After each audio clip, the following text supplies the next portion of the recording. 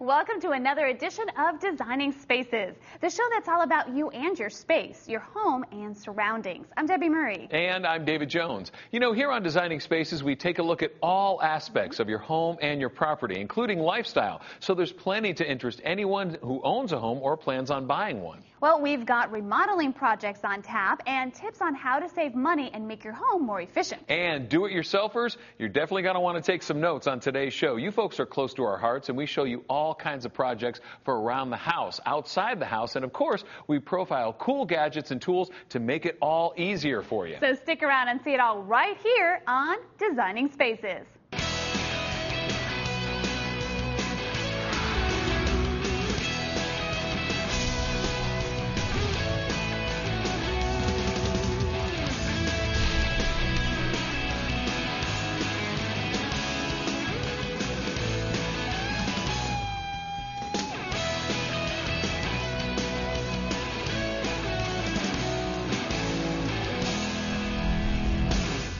Okay, to kick off the show today, let's start outside the house. Oh, wait a second. Maybe we should start inside the house.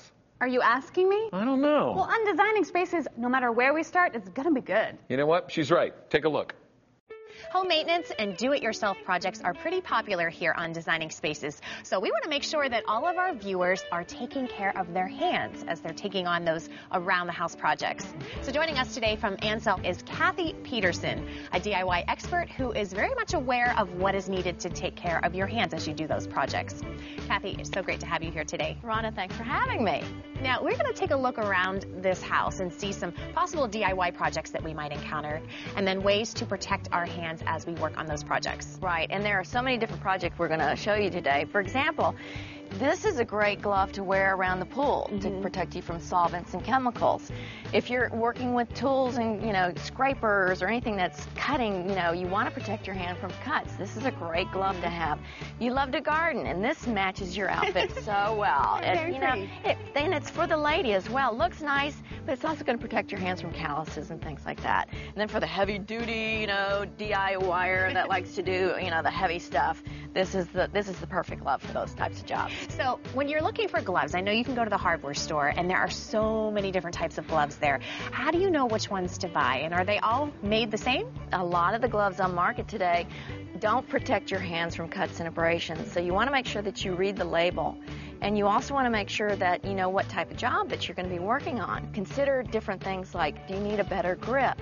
Do you need to protect your hands from cuts and abrasions? Do you need to protect your hands from chemical burns? Very, very dangerous. And, it's all on the label.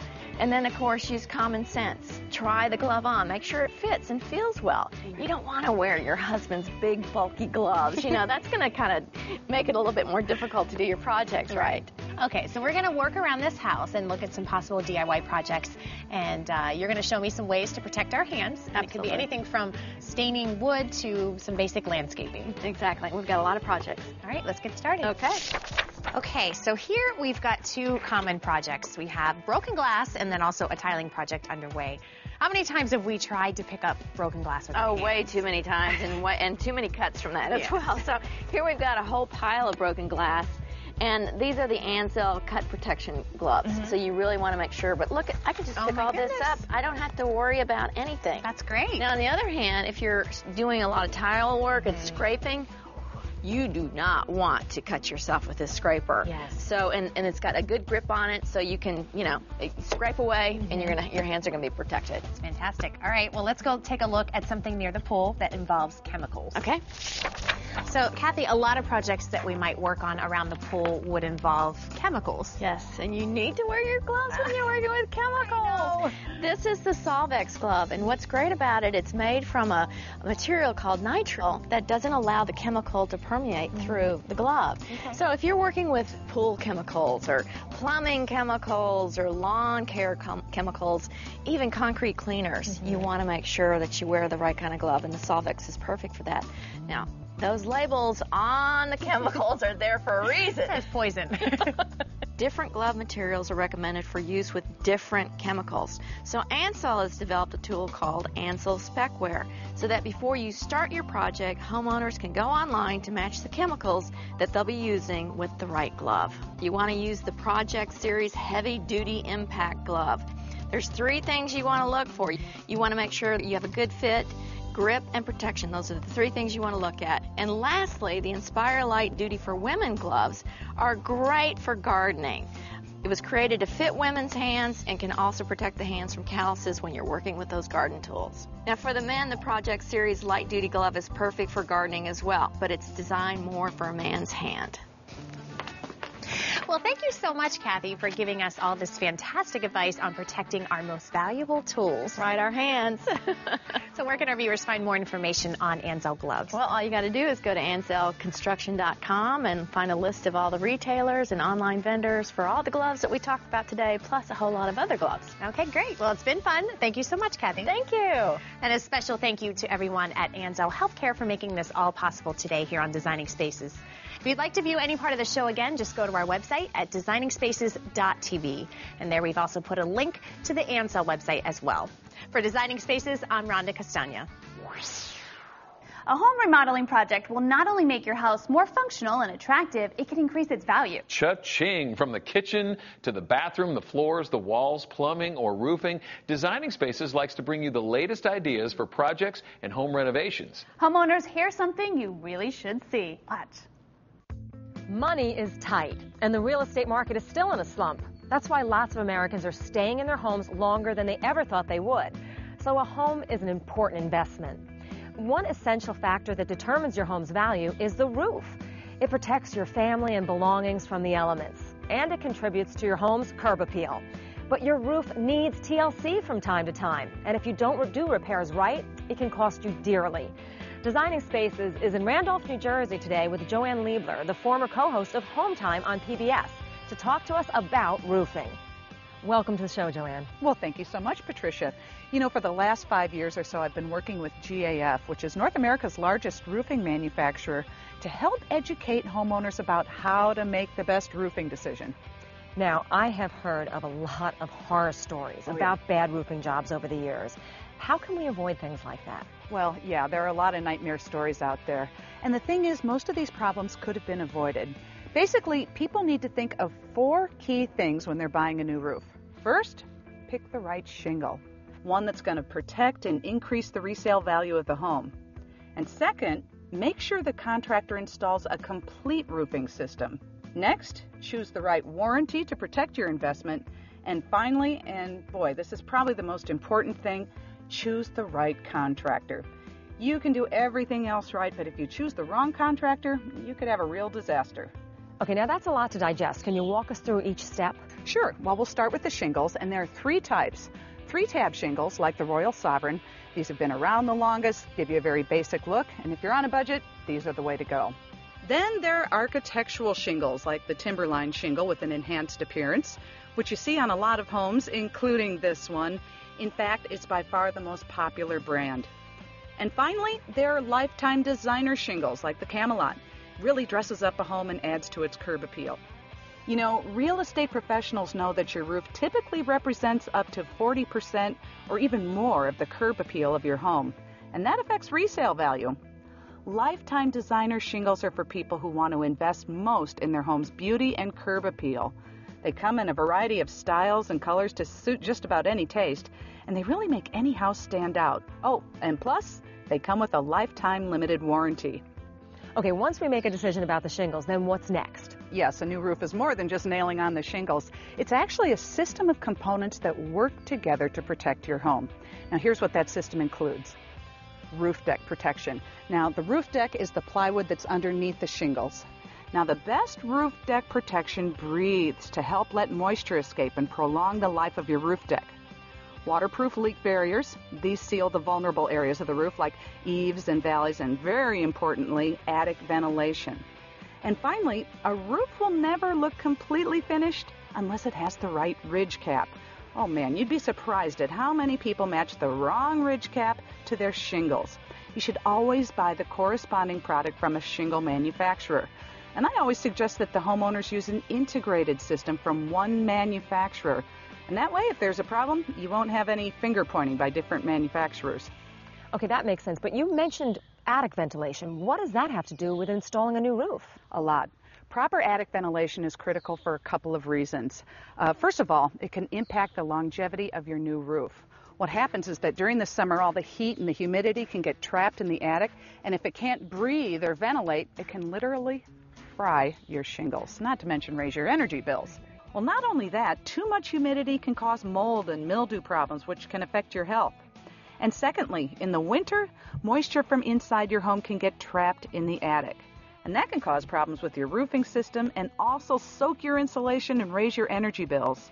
By the way, every shingle manufacturer specifies that you have adequate attic ventilation as part of the roofing system. So ventilation is absolutely critical. And you want to make sure that your contractor is up on all these details because many of them aren't. In fact, if you have any problems because of poor ventilation, they're not covered under the warranty. I never knew how much science went into a roofing system, but what about warranties? What do we need to know about those? Well, the important thing with warranties is that you have to look beyond just the warranty that's on the shingle.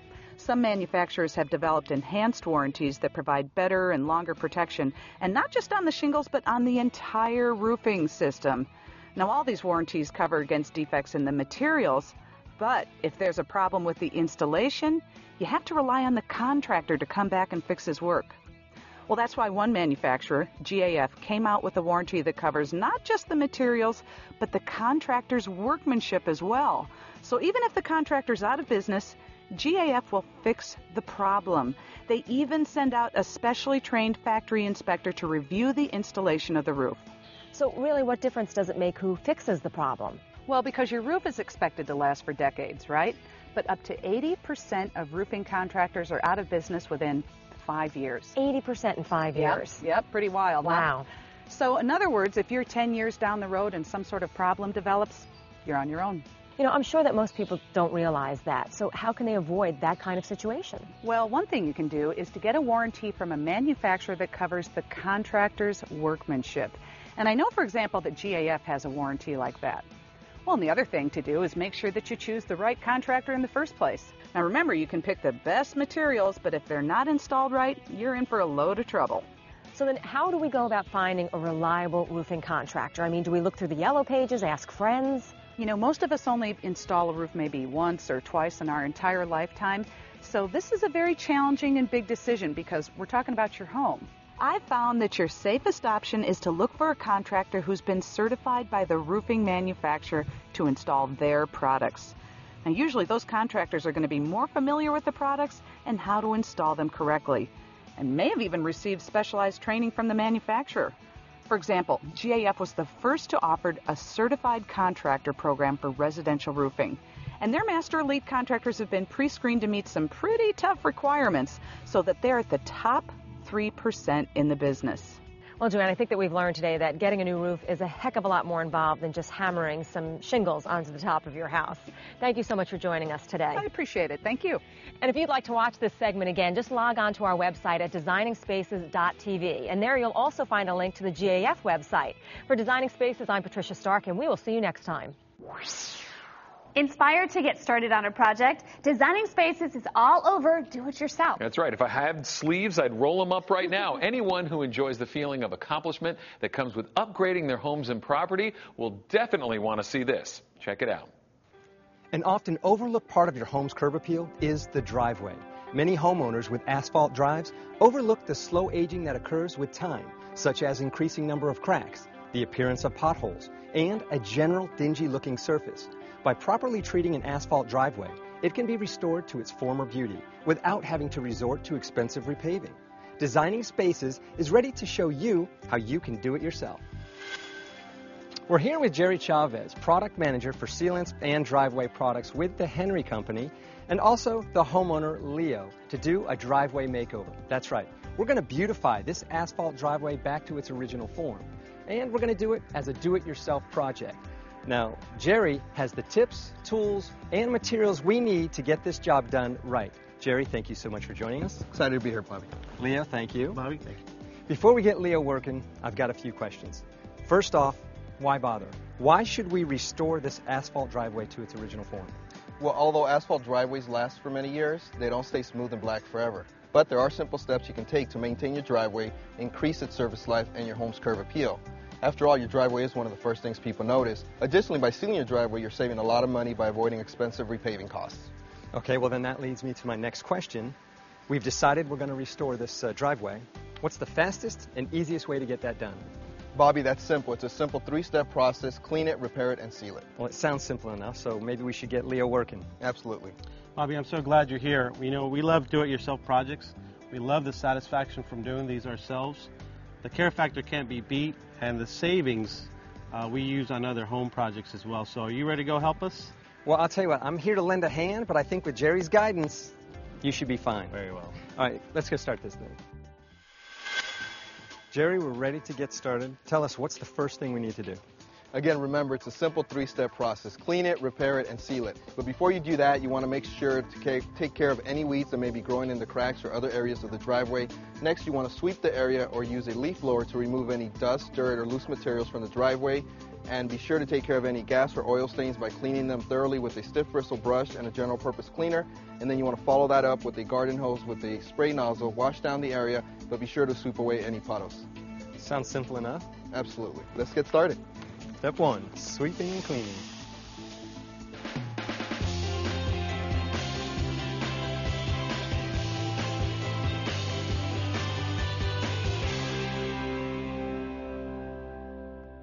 Everything's looking good. So, Jerry, we finished step 1. We've cleaned everything. Now we're moving on to the repairing step, and I see you have all the products we need to move forward. Can you explain what we're going to do now? In step 2, after you've cleaned the driveway thoroughly, it's time to make all the necessary repairs. So we're going to use Henry 308 crack filler, which is an elastomeric product. It expands and contracts, and it will not shrink or get brittle. For larger cracks or potholes, we want to use Henry 304 pothole patch. It's ready to use out of the container, no mixing required.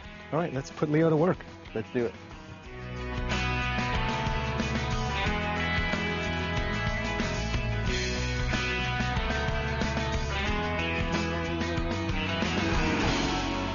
Well, Jerry, I've done all the repair work, and as you can see, Leo is taking all the credit. What is the next step we do? Do we let this dry?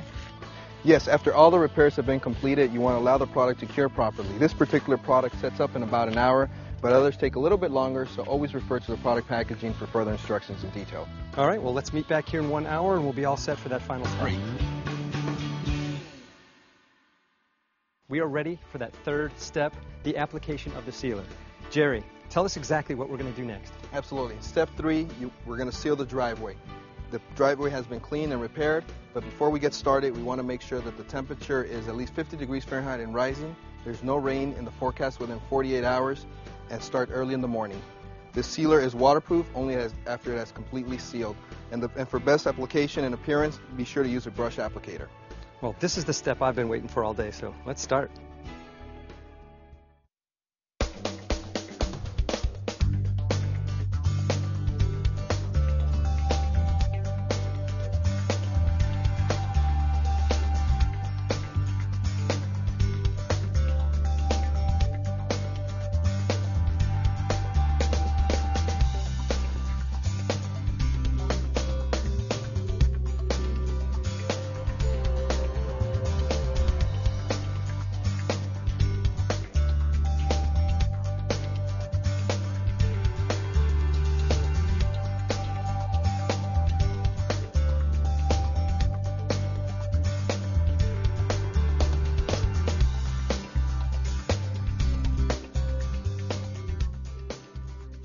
It's been 4 hours since we finished this project, and I have to tell you, it looks like a work of art.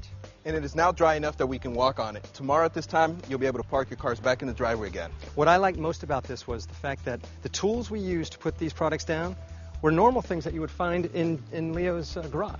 That's exactly right. The whole idea is to do it yourself, quickly, without hassle, and get professional-looking results.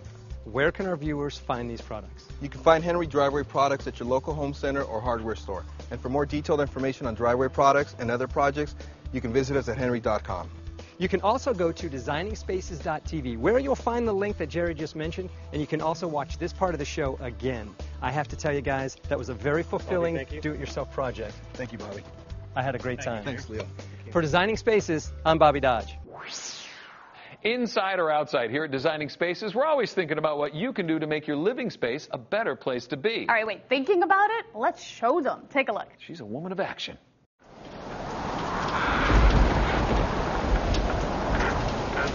The thought of flooding strikes fear into the hearts of every homeowner with a basement. Not only may stored valuables be lost, but structural damage to walls and supports could result in expensive repairs. The best way to prevent flooding is with a sump pump, but options are wide and very confusing. Also, sump pumps run with electric power, so if there's a power failure at the same time as flooding, well, you get the picture. Today, Designing Spaces goes down into the basement with a leading expert in sump pumps to look at what you can do to keep basement flooding under control. Everything is fine right now, but a serious storm could cause a power failure and lots of water filling the sump pit and then placing this entire floor underwater. Selecting the right sump pump will eliminate the flooding problem and give the homeowner peace of mind. To help us in the world of sump pumps, we have John Sparks, National Account Manager for Star Water Systems, a manufacturer of water pumping systems since 1866. Well, John, it's good to know we're in good hands now, but I have to ask, what about those pumps back in 1866? Well, Star Water Systems started out building windmills and good old-fashioned hand pumps, but I wasn't around back then. Today, John brought along several different types of sump pumps. Well, it's good to know we have your modern expertise now. Well, thank you, and it's good to be here. Now, you brought with you some examples. This was the original older version. That is correct, and this is what is called a column or pedestal sump pump. As you can see, the electrical motor sits on top of a very long shaft, which then connects to an impeller, which pushes the water up and out of your basement. But what about heavily flooded basements? When using the submersible sump pump, it can actually be completely submerged in water. Now show us the newer version, the one that can be submersed in water. Well, this is a submersible sump pump, and it is designed so that the motor is encased completely inside the sump pump.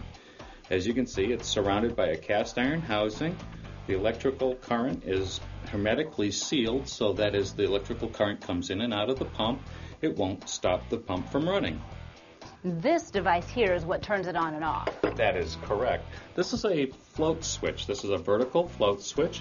As the water rises in the pit, the float switch comes on and reaches the top. It makes the electrical connection, turns the pump on, and as the water recedes, the float goes down and it turns the pump off. And this entire piece can go underwater? Yes, it can. It's completely submerged and it's very efficient. There's a high probability for power failure during floods. That's where a backup system is important to have. Many insurance companies won't cover basement flood damages, so a certain amount of redundancy is needed to truly be safe. Traditionally, batteries power the backup pump once electricity is unavailable. This is a battery backup system. This is your primary pump. This would be your battery backup, your secondary pump. When the power goes out, this pump will not operate. So we have a second switch that operates the pump as this float comes up. It'll turn this pump on and off, which is run by this battery. How long does the charge on the battery last? Well, batteries are only good for a charge of about 8 hours. The batteries traditionally have to be kept charged up. We do supply a charger that comes with the pump, but in the event of a power failure, the pump will only run for approximately 8 hours, and when the battery is discharged, the pump can no longer operate. So if the power's out for longer, spare batteries can come in handy. However, there is a simpler solution. Running water as provided by the local municipality can also be an option. This is the HomeGuard Optima. It's a high-capacity, high-efficiency backup system with no electricity required.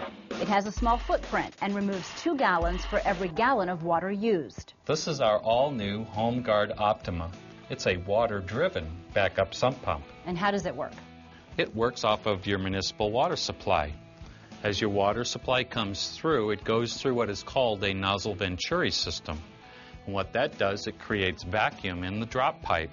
So for every 1 gallon of city water that you use, it will draw almost 2 gallons of water out of your pit. Now you mentioned the city water. What if you're not in a municipality and you have a well? On a well system, you're generally operating off of an electrical pump, so that would not work unless you had a generator supplying power to your well pump all the time. So this would be primary for city. City waters only, yes. The HomeGuard Optima is ready to go 24 hours a day. No electricity, no batteries.